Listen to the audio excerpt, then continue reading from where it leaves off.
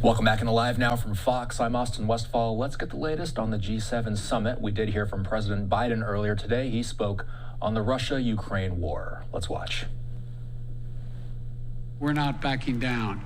In fact, we're standing together against this illegal aggression. President Biden, along with European leaders, announced a $50 billion loan for Ukraine to help in its fight against Russia. Biden and Ukrainian President Zelenskyy also signed a separate 10-year agreement aimed at committing U.S. aid for Ukraine, even though a future president could back out. Collectively, this is a powerful set of actions, and will create a stronger foundation for Ukraine's success.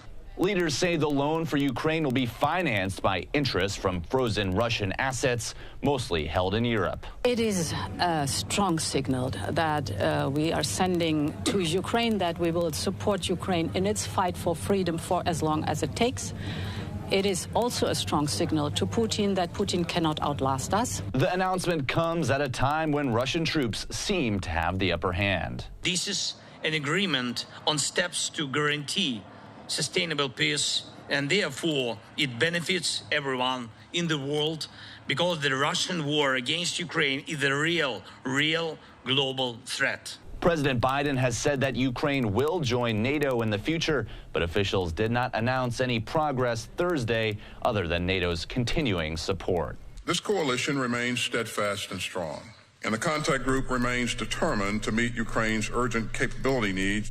This year, Congress approved around $60 billion in Ukraine aid. President Biden says he'd like to see lawmakers provide even more long-term funding. In New York, Connor Hansen, Fox News. All right, thank you, Connor, for that piece. We have a lot more that we want to discuss about the situation. Obviously, there will be much more discussion taking place over the next few days as the G7 continues. I do want to speak with Raphael Piliero. He's a researcher at Harvard Kennedy School's Belfer Center, and he helped publish a new paper arguing that the United States and its allies must prepare for negotiations with Russia to end the war in Ukraine. Raphael, good to see you today. Thanks for joining us. Thanks, Austin. Pleasure to be here. All right, so obviously the idea of negotiating with Russia would raise the eyebrows of many Americans. Why does it feel after over 2 years of war that this is something that's worth writing a paper about? Right. Well, thanks, Austin. The idea is that both sides are realizing that military force alone will not achieve their objectives. So for Russia, realizing that the Western world is not going to capitulate. And I think today's news is a great reminder that we're stepping up to the plate, we're not backing down, so that Ukraine will not just give in. But at the same time, that military force alone for the Ukrainians probably is not going to liberate all of their territory. So negotiations may not begin today. We think they probably will not begin until after the election, the American election. But at the same time, when both parties realize that military force alone cannot accomplish their objectives, that's where diplomacy steps in. And our paper looks at historical analogs or other cases where there was a stalemate on the battlefield, and both sides realized negotiations were more likely to achieve their objectives. So, as you mentioned, the paper surveys the history of war termination, beginning with World War II. I'm curious, what does history tell us about what needs to happen in order to bring this thing to an end?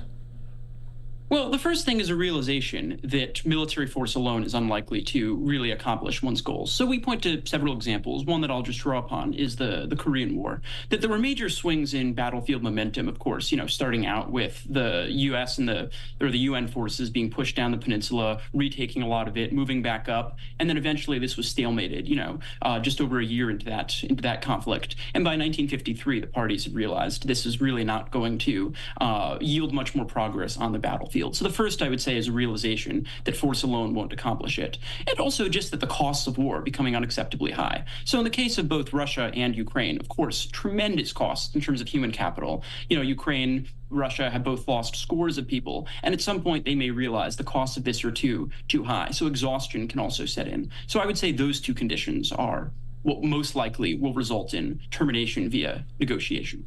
How heavy of a lift would it be to get all of the major players involved in some sort of negotiation? I'm talking, of course, Ukraine and Russia. We've mentioned the U.S. piece to this as well, but also there's a China piece as well. There's a lot of actors at play here. If you want, we can take them one at a time, but how much of a heavy lift are we talking here to get U.S., China, Ukraine, Russia all to work to some sort of negotiating, even talk?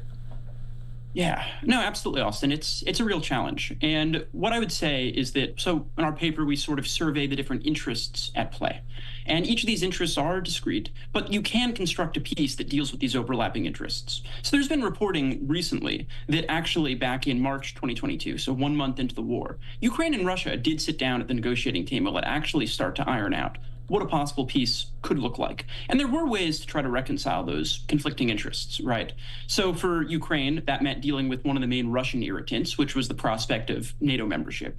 For Russia, it meant acknowledging that Ukraine was going to be more Western aligned, that there would be probably continuing aid for military aid from the Western world. And there may at some point be, a cession, say, to the European Union. So there is going to be a compromise and a push and pull. And then the China and the US piece, that's a separate part. I'm happy to elaborate on that as well. But certainly there is work that can be done to reconcile these ostensibly divergent interests. Yeah, I mean, the question that some people might have before we get more into China, why is China even worth discussing in this? They're an ally of Russia, correct? Right. But that actually gives them a unique role. So we actually look at a number of cases that involve China in a peacemaking capacity. So China is what is sustaining Russia's war.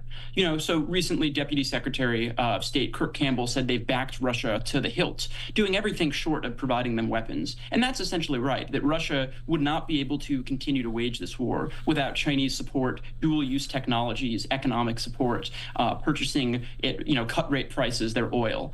But China is not thrilled with many aspects of this war either. Of course, they want to back Russia. Vladimir Putin and Xi Jinping are incredibly closely aligned. But at the same time, when Russia is going around bandying nuclear threats, for example, that's something that creates unrest in China's backyard. That's something they probably don't want happening. They're interested in instability too. So there are certain aspects where our interests may be aligned if this war is really spinning out of control, where the Chinese may decide, let's work to wind this thing down on favorable enough terms, at least. Does it feel like China is as important to Russia as the U.S. is as important to Ukraine in this fight? I would say different. So China has obviously not backed Russia to the same extent that the U.S. has backed Ukraine, right? China is not providing lethal aid. They are doing essentially everything short of that, providing economic support, dual-use technologies that are helping Russia reconstitute and keep up its defense industrial base. But they're not providing munition in the same way that the United States is. Ukraine is incredibly reliant on the Western world, of course, and I would say that Russia is similarly reliant on China's support to wage this war, but the nature of that support is different, much less overt than what the U.S. is doing for Ukraine. So I would say on balance, no, but not to downplay the extent of China's support for Russia. The paper says that major battlefield swings appear unlikely moving forward. Yes. Why is that? It's because both sides have increasingly dug in, and this is inherently a defense-dominant war. Initially, when Russia was caught off guard in fall 2022, when there were major advances in Kharkiv, Kherson, that was a swing, but Russia since then has dug in. They talk about the Surovikin line, or named after the Russian general who really told the Russians, dig in, and the counteroffensive in summer of 2023 was not successful. Russia was able to roll back essentially all of those gains. Just the last few months, they've taken more than the Ukrainians did in their entire counteroffensive. This war is looking increasingly defense dominant, and that the current line of control probably is going to be the approximation of where things end up, which is why we're more pessimistic about the prospect of any side achieving major swings. If you wanted anybody to take one thing away from this new paper, what would that be? It's that both sides, but Ukraine in particular, we're speaking to the Ukrainians and the Americans, should seize good opportunities when they come along. And a good opportunity is not going to be a perfect opportunity, but it's going to be one that protects Ukrainian sovereignty. So too many people think about this as a dichotomy: abject defeat by the Russians or outright victory by the Ukrainians. An ending, realistically, is going to be somewhere in between. And that in-between point should be one that offers Ukraine the best chance of protecting their sovereignty. Maybe not all of their territory back, but their sovereignty, and that creates a strong, confident, prosperous Ukraine that can fend off a future Russian assault, and that creates a peace that both sides can be invested in and not motivated to try and change. At the G7 today, and we watched this in the piece before we brought you in here, leaders of the group of the 7 major democracies agreed to provide $50 billion of loans for Ukraine using interest from Russian sovereign assets that have been frozen after Russia invaded its neighbor in 2022. In your opinion, is this money just enough to keep this war at a stalemate, nothing more? I think that this, coupled with the aid package that the U.S. passed recently, is proof that the Western world is stepping up to the plate. Vladimir Putin's theory of the case has been that the Western world will go wobbly and will abandon Ukraine. And that has not been the case. And I think it's good that we're proving that the Western world will keep stepping up. I don't think that it's enough for Ukraine to outright win. And our whole position has been that neither side is going to be able to win an outright victory here. So this keeps Ukraine in the fight. But we need to start thinking what comes next. And that will likely be at the negotiating table instead of on the battlefield. Before we wrap here, what bellwethers are you going to be watching for in the coming weeks, months that are going to give you some sort of indicators as to where this thing is actually headed in the long term? Sure. One on Ukraine will be the fight in Kharkiv. That obviously was a surprise to many people, and the Ukrainians themselves seem to have been caught off guard. There's been a lot of movement there. It seems the advances have slowed, but that'll be something to watch as one of the areas with the greatest friction right now in the war. But then thousands of miles away, watching what's going on in American electoral politics, that, the Russians think they may be holding a trump card, that were President Trump